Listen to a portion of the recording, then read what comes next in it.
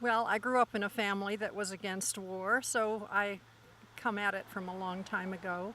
My father was a Presbyterian minister, but he was also a pacifist.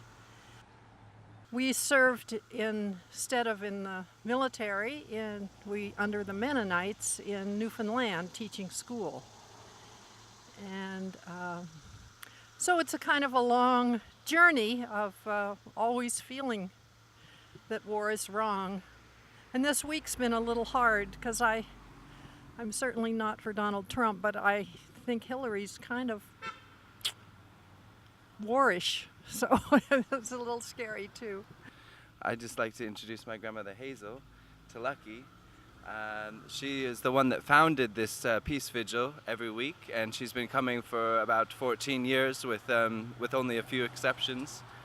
There's actually a placard over here. I'm very, proud of her, my grandmother, because it says here Yellow Springs Peace Vigil, founded by Hazel T. So it's just a great pleasure to be able to support her in getting out here every week these days. She's got Alzheimer's. She doesn't remember a whole lot, which for me it's even more of a great pleasure that there's a plaque here, because I didn't get to show it to her and see her reaction. She's like, "Oh my, that's quite amazing." But she's still knows what her convictions are. Basically, I'm here to see what I can do to help stop war and help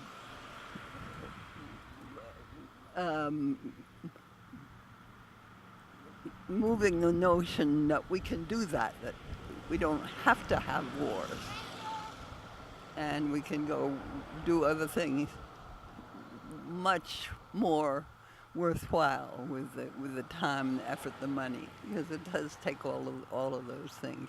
She has a long history of being involved in different social movements and different causes. She's been arrested for more times than she can remember, not just because she has Alzheimer's. Actually, before she lost her memory, she said, "I've been arrested more times than I can count." But she's only done hard time a very small amount of times. Most of those times that she was arrested, the charges never stuck. But when she went to protest the School of Americas in Fort Benning, Georgia, she did do 3 months in prison as a result of that. Now they were dressed as priests and nuns because the School of Americas is basically a torture training camp for dictatorships in Latin America. And it was just really moving, this walking on to Fort Benning, Georgia, with these people dressed as priests and nuns in the front carrying all these caskets with petitions, and everybody else was carrying a cross, and on every single cross there was a name and an age and a gender of the person who was killed. They were reading off of this list of thousands and thousands of names, and every time they would read from the list, the whole crowd would chant back, "Presente." So very powerful form of protest to really call up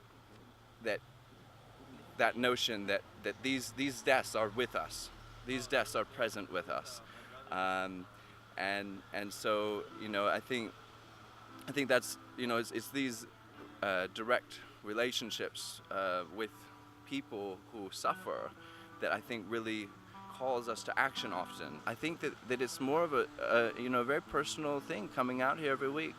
And it's also very rejuvenating because we get to see so many people happy, waving at us, saying, "Yay, you're out here honking," and that feeds the people that are out here, and that feeds the hearts of the people that are waving and honking. It just reminds me every week of my commitment to peace and the importance of having that an everyday thing in every relationship with every person I meet all week long, not just the national wars or whatever. Peace on earth. Peace on earth, good-willed men and women and children. I think it's a good thing to come out here, because it breaks down the myth that we're divided, that our media is always telling us. You know, that the media is always giving us some sort of message that the peace narrative is bonkers. You know, well, a future of war and destruction is bonkers, if you ask me. I think we need to challenge where this government is going, where as a world we're going, and you know, I think that's why we're out here, is because we need to raise our fist for peace.